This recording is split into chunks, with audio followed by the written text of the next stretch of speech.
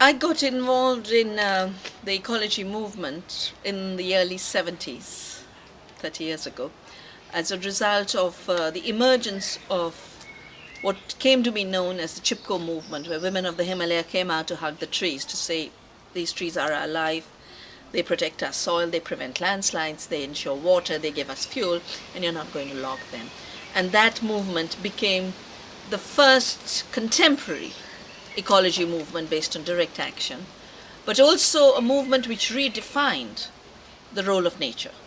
Development was redefining the role of nature as supply of raw material, timber, whatever, minerals, and Chipko redefined it as the sustenance, support to local communities for a sustainable economy. It was still economic, but it was a different economy.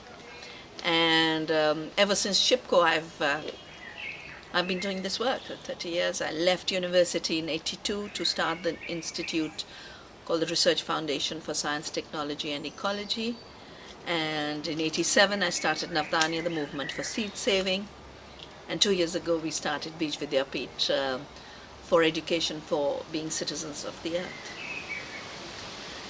And in this period where we are dominated by corporate globalization, its next stage of militaristic governance of the world and its side effect of the rise of religious fundamentalism and ethnic cleansing and xenophobia on a world scale. It's not restricted to one society now, it can happen anywhere.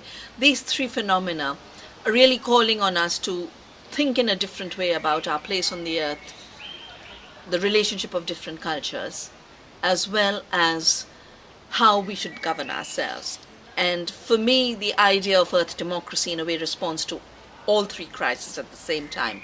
It re-embeds humans in the earth community, and therefore the earth democracy is not just a democracy of humans, it's a democracy of all life, all plants, all microbes, things we see, things we can't see, as we say, things that have 4 legs, things that have no legs, things that have 2 legs, a democracy of all life.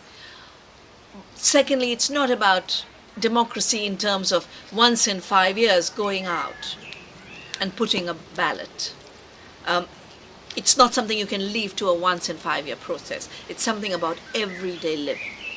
So it's all of life and it's a spatial expansion, but it's about everyday life and therefore a temporal expansion. It's about everyday matters of life and death. And the third reason earth democracy responds to the crisis of our time and gives a positive way of relating to the earth and other cultures is because by relocating our identity in the earth, we prevent the creation of negative identities which are at conflict with each other. And that's the root of fundamentalism. It's really negative economies feeding negative identities. And we need positive identities, and the real positive identity of who we are is in terms of the places where we live, the geographies that shape us, the cultures that have been shaped by those geographies. Well, I think the most important strengthening that comes out of linking like this is, like in any ecosystem, diverse species support each other. Interactions between diverse species create more stable ecosystems. And that's what this is really about. But I think there's another value over and above what the groups bring for each other in terms of support. And that has to do with the fact that the world really needs a non-local response that is not corporate driven, that is not market driven, that's not about making more money at the cost of other people and nature, but is about sustaining life on earth, and somehow to do it not just in the context of local communities who've done it forever, but to also now do it as a world community.